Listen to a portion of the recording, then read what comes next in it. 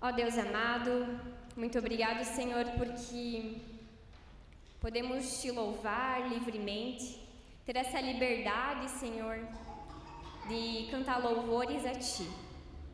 Obrigado desde já porque Tu nos trouxe até aqui, Senhor. Obrigado porque Tu és um Deus de misericórdia, Tu és um Deus de justiça e de amor. E por isso, Pai, queremos lhe pedir, ter misericórdia de nós nessa noite, Pai, e venha ao nosso encontro, através do Teu Santo Espírito, ó Deus. Usa a vida do Tadeu, Pai, para trazer da Tua palavra aquilo que o Senhor já ministrou no coração dele, Pai, que ele possa ser um instrumento Teu, Senhor, em Tuas mãos, Pai, essa noite. Lhe pedimos também por cada criança que aqui está, ó Deus, que o coraçãozinho delas, desde já, desde pequenos, possam enxergar esse Teu amor, Senhor, manifesto na cruz. E muito obrigado, Deus, por isso. Obrigado por Jesus Cristo, Sua morte e ressurreição, porque é por isso, por esse motivo, que estamos reunidos aqui em Teu nome, Pai. Em nome de Jesus, que Te pedimos e agradecemos. Amém. Obrigado, Cris. Que legal essa gurizada aí.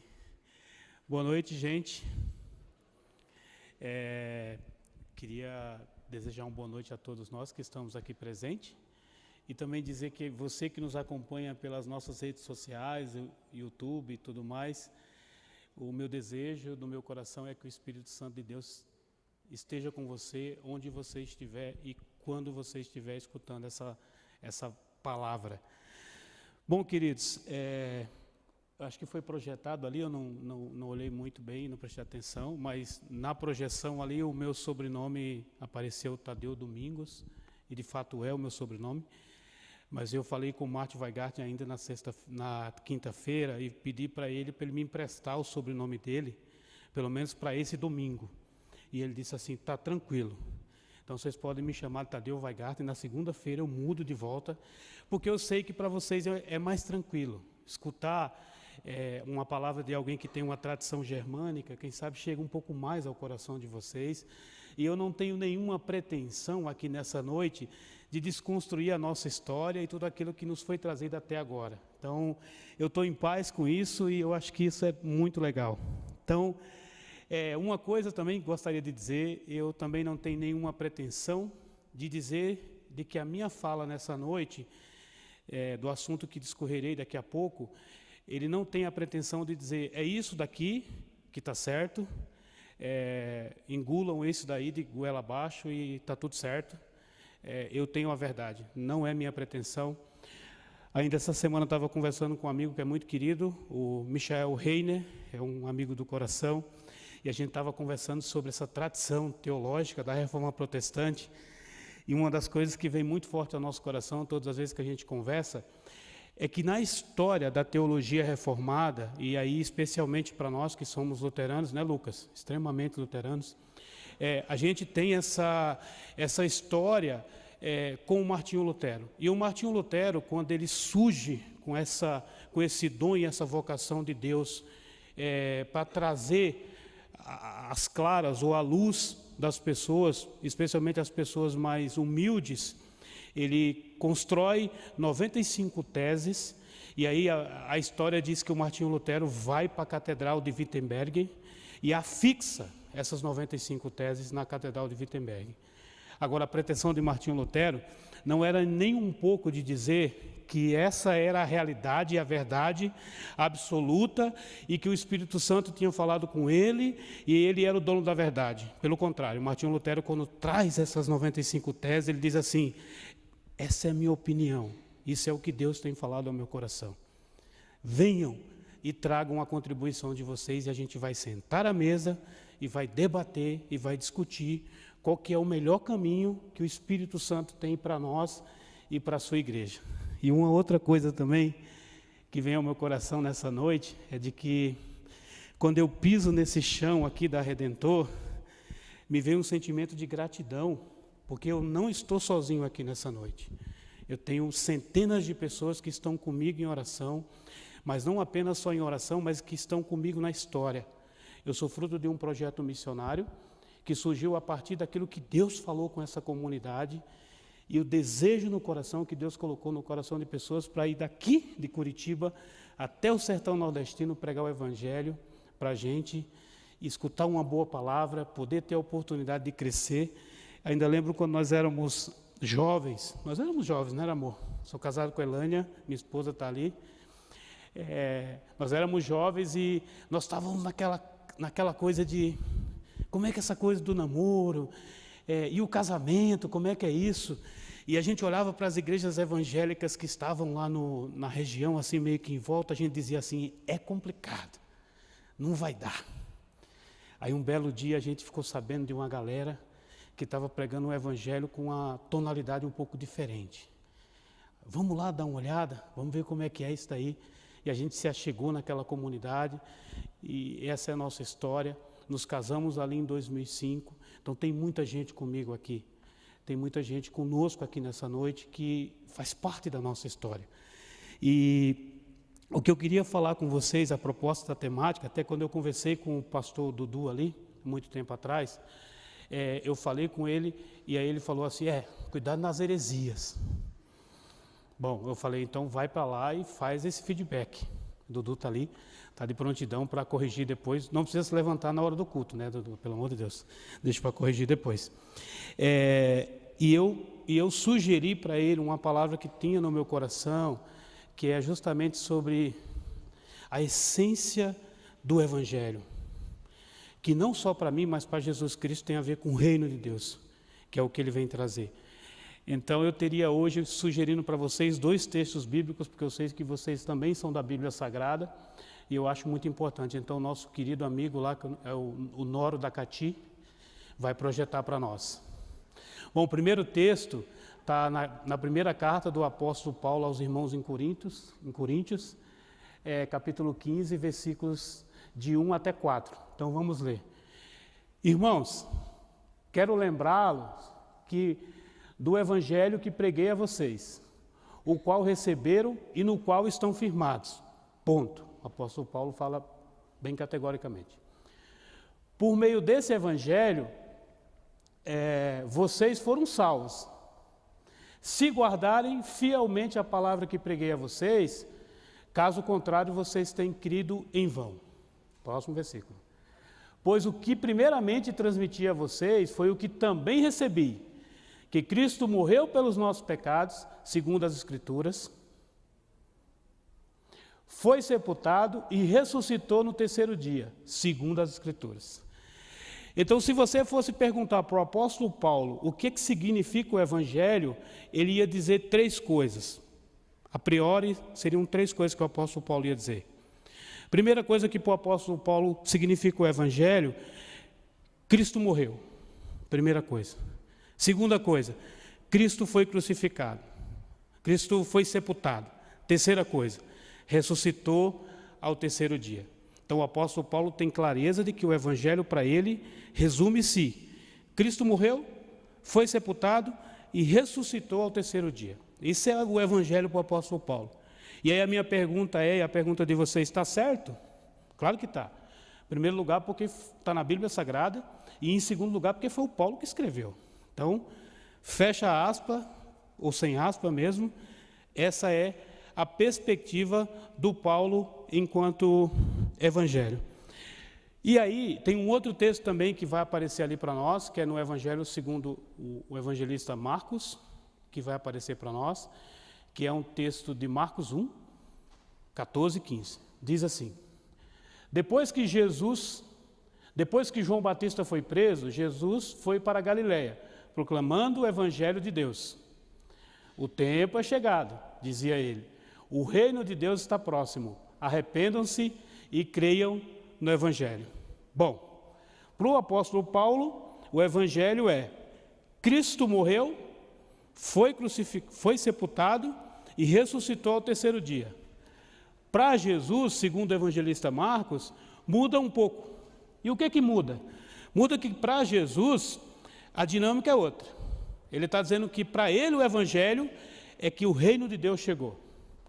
E aí a gente vai olhar na história do apóstolo Paulo, por que há essa diferença de interpretação e de jeito de lidar com o evangelho? Primeiro porque o apóstolo Paulo não andou com Jesus de maneira humana.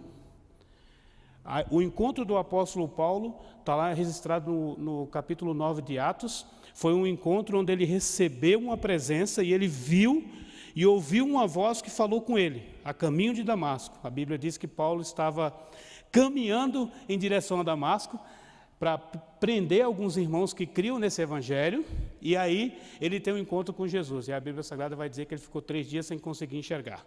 É isso que a gente sabe. E aí o Paulo, ele não viu Jesus curando pessoas, ele não viu Jesus batizando pessoas, ele não viu Jesus dando cura para os cegos, ele não viu Jesus colocando criança no colo, e ele também não viu Jesus dizendo para o César Augusto, ó, fica quieto, é comigo a parada. Então tem essa diferença. E o que é que muda para nós na história da igreja? Muda tudo. Muda tudo porque, até esses dias eu vi um videozinho bem interessante na internet, eu não tive coragem de passar aqui porque ele é muito doido, não dá para passar na igreja isso aí. Mas eu vi um videozinho na internet que o cara fazia uma comparação de o que para ele é o evangelho. Aí ele dizia, ser evangélico é muito difícil. Você não pode matar, você não pode roubar, você não pode mentir, você não pode ir para festa, você não pode beber, você não pode fumar, você não pode fazer nada. Se você fizer qualquer coisa, você está fora do evangelho. É isso que o cara disse. Então, por dito popular, também tem uma crença sobre o evangelho. O evangelho é um conjunto de regras que chega e é posto de goela abaixo sobre as pessoas. Isso é o evangelho que tem sido pregado e que de alguma forma tem sido anunciado por aí. E aí, na história, a gente vai perceber uma coisa, até eu acho que é muito importante a gente citar Jesus Cristo de Nazaré nas nossas pregações, porque para mim ele é referência, né? Ainda para mim ele é referência. E Jesus Cristo de Nazaré, ele vai dizer uma coisa interessante sobre a percepção dele do Evangelho. Um belo dia, Jesus Cristo está lá no canto dele, bem quietinho, e aí chega alguém e diz assim, ó, tem um BO ali para você resolver. Aí ele fala, rapaz, não tem nada a ver com isso, não, deixa eu quieto aqui, não, tem um BO ali, vamos lá. O que aconteceu? Nós pegamos uma mulher em adultério, e ela precisa receber o que a lei manda. Aí Jesus, rapaz, deixa eu quieto. Não, vamos. Pegaram Jesus e levaram lá. Aí Jesus chega, está lá, a galera. Ó, adúltera, o que nós vamos fazer com ela? Aí Jesus diz, bom, escreve no chão. Aí os caras dizem para ele assim, mas, e aí, vai falar alguma coisa ou não? Aí Jesus diz para eles assim, aquele que não tem pecado, que atira a primeira pedra. Bom, essa, na verdade, quando você lê esse texto, é a mensagem que mais ou menos chega ao nosso coração, de que Jesus disse que ninguém é pecador, ou que todo mundo é pecador e tem direito a perdão. Isso é a mensagem, e que aquela mulher está livre. Só que o que acontece naquela história é uma coisa interessante. A Bíblia Sagrada vai dizer que quando eles escutaram essa palavra de Jesus, do mais velho ao mais moço, a galera foi saindo. Né? E na tradição, desculpe, deixa eu refazer a minha fala, não na tradição. Na história que se conta, diz que Jesus está escrevendo na areia os pecados. E aí diz a história que da mesma proporção que Jesus escreveu na areia os pecados das pessoas, o vento, quando soprou, também apagou os pecados. Então a gente é muito pronto para trazer uma palavra de juízo, de que Jesus diz. A gente não espera o vento do Espírito Santo passar e apagar, para depois a gente se posicionar de maneira clara. Porque se aqueles irmãos tivessem deixado o vento soprar e apagar os seus pecados, eles iam entender que o que Jesus estava querendo dizer não era apontar o pecado. Jesus estava querendo, na verdade, dizer assim, olha, tem reconciliação, tem perdão. Vocês não precisam apedrejar uns aos outros. Não por causa do pecado de vocês. Eu estou aqui para perdoar o pecado de vocês. E é isso que a gente escuta, né? E na história também, eu lembro também de uma situação que até eu citei hoje de manhã, quando eu estava estudando na FATEV, tinha um pastor que o Marte sempre convidava para vir na FATEV, dar aula para nós. O nome dele era Norbert, é isso, né? E um belo dia, ele dava aula, às vezes, 2 semanas consecutivas na FATEV, e um belo dia eu estou subindo uma das rampas lá do prédio da FATEV, para quem conhece, tem inúmeras rampas que você sobe e desce lá. E eu estou subindo numa das rampas e eu encontro o professor, o pastor Norbert, e está ali. Aí a gente começa a conversar e ele começa a discorrer sobre um monte de assunto, e fala, e pá. E eu, poxa vida, cara, tem uma coisa que me inquieta o coração, que me deixa meio preocupado. Ele, abre o coração, fala aí e tal. Eu falei, e a cruz? Aí ele falou assim, que cruz? Eu falei, a cruz de Jesus, pesada, né? Jesus não fala, né, que aquele que quiser vir após ele, negue-se a si mesmo, tome sua cruz e siga. E o texto é muito claro, que diz que muitas pessoas, quando escutaram essa palavra, eles foram embora. E aí Jesus ainda disse para os seus discípulos, e vocês, por que não caem fora? Então é difícil, cara, caminhar com Jesus, e a igreja bota peso nas nossas costas, e como é que a gente faz isso? Aí ele falou, bom, é que você leu errado. Eu falei, pelo amor de Deus, está lá na Bíblia, né? Ele falou, não, você leu errado, e eu quero citar para você um teólogo nosso. Ele falou um teólogo nosso, assim, um teólogo alemão, que o Dietrich Bonhoeffer, quando lê esse texto, ele tem uma luz do Espírito Santo que eu acho fantástica, porque o Dietrich Bonhoeffer, quando está lendo esse texto, não é da mesma forma que eu estava lendo. Ele leu numa outra perspectiva, ele pegou o texto e leu, aí disse assim, mas o que é a cruz de Cristo aqui? Não é um fardo que a gente tem que carregar? Se for impossível seguir a Jesus. E o Dietrich Bonhoeffer tem um discernimento que ele diz assim, que a cruz de Cristo, na realidade, é você chamar Jesus para a tua vida e colocar Jesus agora em primeiro lugar, em todas as coisas que você faz. Basicamente, como muitos de nós aqui são casados, e todas as vezes que a gente vai tomar algum tipo de decisão nas nossas casas, nossas famílias, a gente chama os nossos esposos e as nossas esposas e põe na mesa. Mais ou menos assim, né? Não sei como é que é lá na casa de vocês. Pelo menos lá em casa, se eu não tomar dessa forma, também não tomo de jeito nenhum. Também. Lá em casa, mesmo que eu não traga a mesa, se eu chegar e tomar algum negócio, a minha esposa vai dizer assim, olha, vai lá e resolve, porque não vai dar boa. Então, assim, eu tenho que trazer a mesa primeiro. Então, em outras palavras, a gente traz a mesa e se não der certo? Por exemplo, imagina, você quer trocar de carro. Aí o homem tem uma percepção de carro, a mulher tem outra. Aí você vai lá e diz assim, nossa, amor, vi um carro lá legal, pá, cabe no nosso orçamento, aperta dali, aperta daqui, vamos comprar esse carro. Aí ela fala assim, não tem nada a ver com a gente. Aí você diz, cara, tu olhou mesmo esse carro, como é que é? Não tem nada a ver, vamos comprar outro. Mas aquele outro, é aquele outro que a gente vai comprar. Então, basicamente, o que Jesus está dizendo é o seguinte, toda vez que você vai tomar decisão, você chama ele para a conversa. Aí Jesus diz assim, para onde que você vai? Aí você diz, eu estou indo para lá. Aí Jesus, não, mas vá para cá. Aí você diz, não, mas está claro que é para lá. Aí Jesus diz assim, para você, para mim não, para mim você tem que ir para cá. Aí você diz, bom, Jesus, é melhor deixar o Senhor quieto mesmo. Fica aqui no teu canto, não vou mais pedir a tua opinião, porque eu acho que o Senhor é totalmente contrário àquilo que eu penso. Porque às vezes você dá um passo para frente e Jesus manda dar 2 para trás. E na verdade Jesus diz assim, você nem deveria ter saído do canto, você deveria ter ficado quietinho onde você estava muito confortável para você. E aí eu fico pensando, o que é que implica isso para nós? O que que a gente traz de prática para nós? Como que a gente constrói a igreja? Olhando para Jesus e olhando para o apóstolo Paulo, que um não desmerece o outro. Como que a gente constrói isso? Na verdade, o Leonardo Boff, que é um teólogo latino-americano, ele entende que a palavra reino de Deus, quando a gente vai jogar na tradução latino-americana, a gente diz que é reinado de Deus. Então, Deus está reinando a partir de agora. Jesus chegou e está reinando. E muda tudo.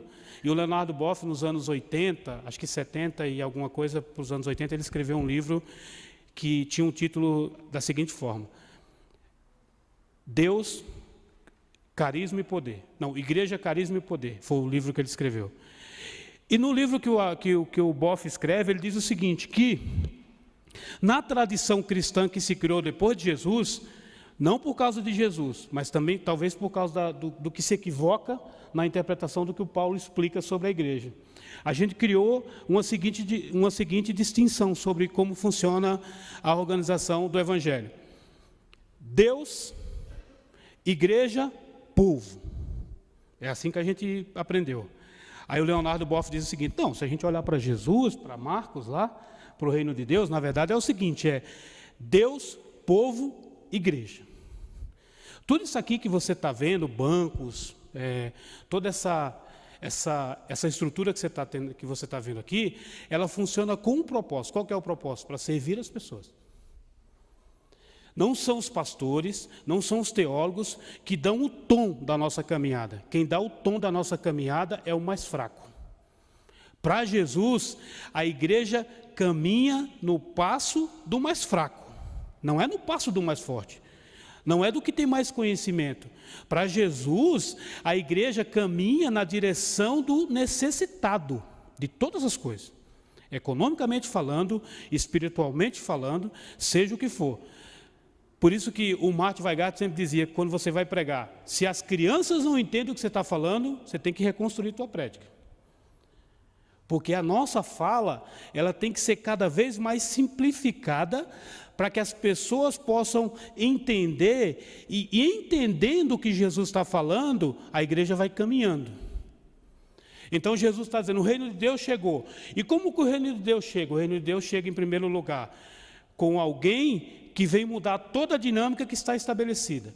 Porque eu não sei se vocês sabem, mas eu tenho certeza que muitos de vocês sabem, a palavra evangelho, ela não é de propriedade cristã. Ela tem uma tonalidade política. O que se fazia na época de Jesus? Roma, quando dominava um ambiente, quando dominava uma cidade ou uma região, o que eles diziam? Estamos trazendo as boas novas de Roma para essa região. Em outras palavras, os arautos de Roma chegavam, e fixavam a bandeira de Roma e diziam, a partir de agora, César Augusto é o imperador aqui. Está tudo certo. E o que significa isso? Significa que politicamente, economicamente e financeiramente vai mudar tudo aqui, a dinâmica vai mudar. E Jesus chega de uma forma diferente. Jesus diz que o reino de Deus, ele não atropela as pessoas. Ele chama as pessoas para uma conversa de acolhimento, e a partir do acolhimento, aí as coisas vão acontecendo. Por exemplo, lá na multiplicação de pães, vocês sabem muito bem, tem um texto que fala sobre isso, tem algo que me deixa muito assim, feliz quando eu leio aquele texto da multiplicação de pães. Por quê? Porque naquele texto da multiplicação de pães diz o seguinte, que Jesus está lá pregando para os caras e começou a ficar de noite. Aí os discípulos começam a ficar inquietos. Não é Jesus, é os discípulos. Puta, 5h30. E Jesus não para de falar, está anoitecendo. Caramba, o que esse cara quer, meu? Daqui a pouco vai surgir uma rebelião aqui, o pau vai cantar, nós não vamos ter o que fazer. E aí Jesus chama os discípulos assim no cantinho e fala assim, o que incomoda o coração de vocês? Você é humorista, hein, Jesus? Você é humorista. Tem mais de 5.000 homens aqui. Então, numa conta rápida, umas 10 a 13 mil pessoas. E você quer saber o que está nos inquietando? Como é que essa galera vai comer? Aí Jesus vai dizer, dê comida para eles, vocês. Se nós pegar todo o dinheiro que tem no nosso caixa aí, não dá para comprar nem carne, nem para fazer bife. Aí Jesus diz assim, não, mas pergunta para eles o que eles têm. Aí alguém sai lá, pá, conversando, conversa com um, conversa com outro.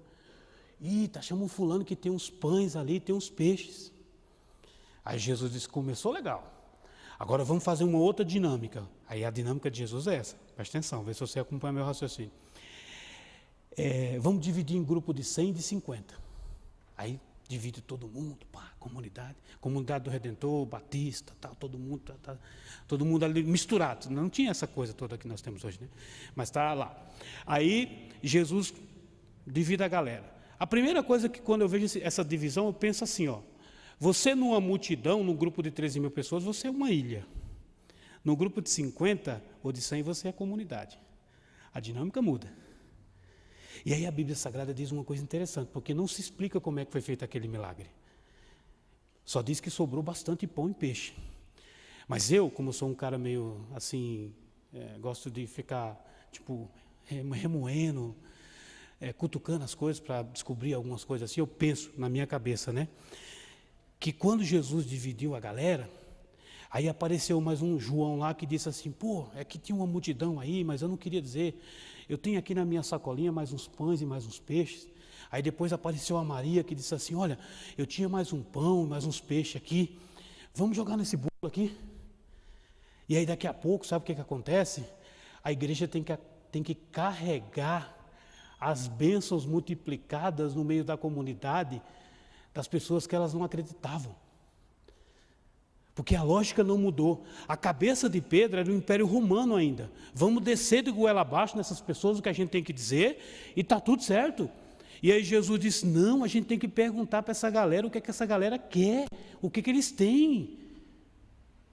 Nessa noite, Jesus vai dizer assim, comunidade do Redentor, o que é que vocês têm para servir o reino? Tem muita coisa nessa comunidade, tem muitos dons, tem muitos talentos. Eu olho daqui de cima, e eu também, olhando para as câmeras aqui agora, eu sei que tem pessoas assistindo a gente de casa. Você tem muito dom, você tem muito talento para contribuir com essa comunidade, com esse reino. Muita coisa Jesus colocou no teu coração. Venha e participe conosco. Você que ficou chateado por causa disso, por causa daquilo, não fica assim. Nós não vamos resolver o teu problema, fica tranquilo, não é a nossa intenção, mas vem aqui caminhar com a gente, porque o desejo de Jesus é que a comunidade dele caminhe para servir a cidade. César Augusto pensa assim, goela abaixo, é lei. Jesus disse assim, vamos construir juntos, vamos construir comunidade. Esse é o Evangelho. Agora, como é que a gente constrói comunidade? A gente constrói comunidade servindo, abençoando, curando, sendo abençoado, sendo curado. É assim que a gente constrói a comunidade. A pastora dos jovens ali, a Kathleen, quem participa do grupo dos adolescentes, aí dos pais dos adolescentes, vocês devem, não sei, devem escutar que de vez em quando aparece alguém escrevendo uma mensagem assim, alguém tem uma carona para o meu filho? É igual aquele silêncio lá de Apocalipse, houve silêncio no céu, ninguém fala nada. O cara mora do lado aqui, mas não vai dar carona não. Porque vai gastar gasolina, a gasolina está cara, não dá para levar. Já está um tranco. Aí alguém escreve lá no outro lado, não é piada não, é sério, é real, isso é real. Não estou dando indireta para ninguém, estou dizendo que a partir do que o Evangelho está aqui. Aí escreve lá no grupo, gente, hoje talvez tinha pós-caróis. Nós precisamos de uma casa para receber essas crianças. E para receber essas crianças, você não precisa ser pai de criança e de adolescente, só basta ter uma casa um pouco maior e reservar um espaço, é só isso. Você nem precisa ser pai de adolescente. Aí digita lá, alguém tem uma casa?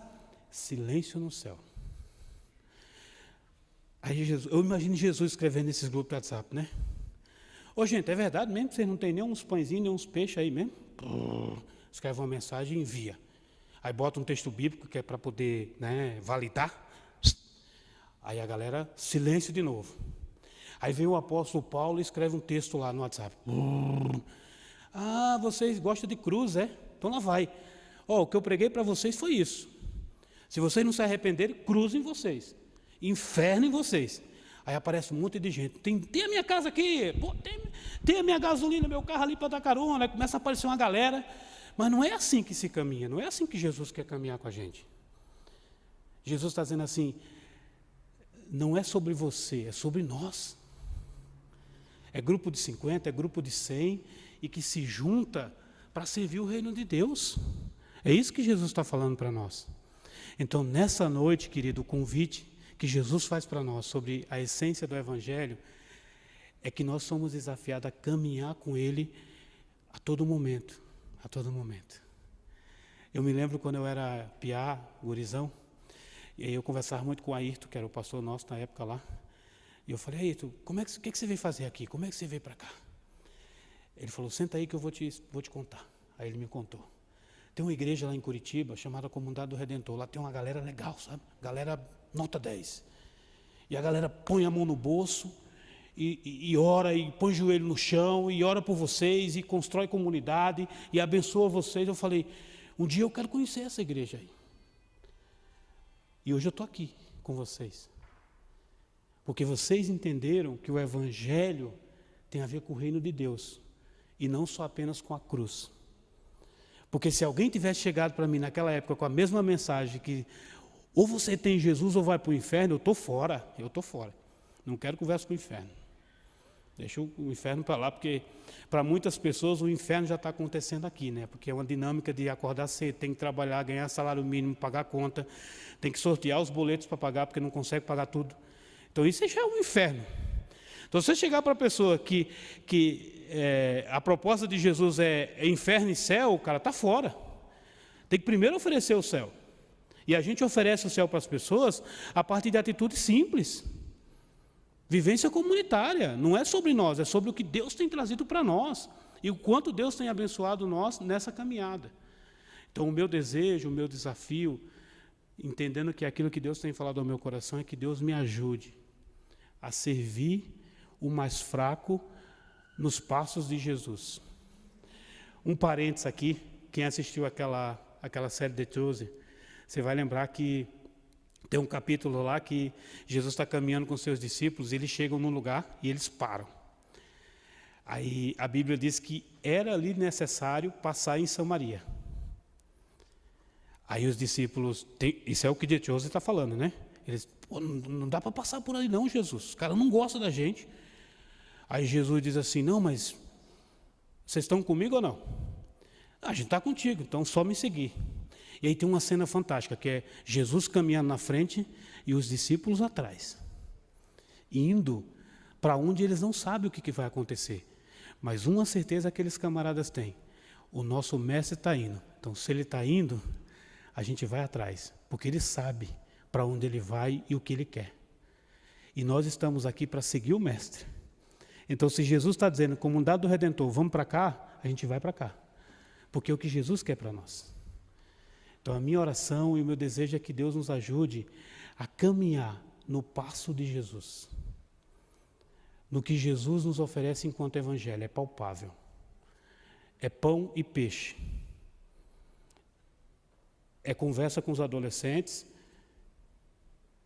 e reunião aos domingos, que a gente faz aqui. Que Deus nos ajude, que Deus nos conduza para esse fim. Em nome de Jesus. Amém.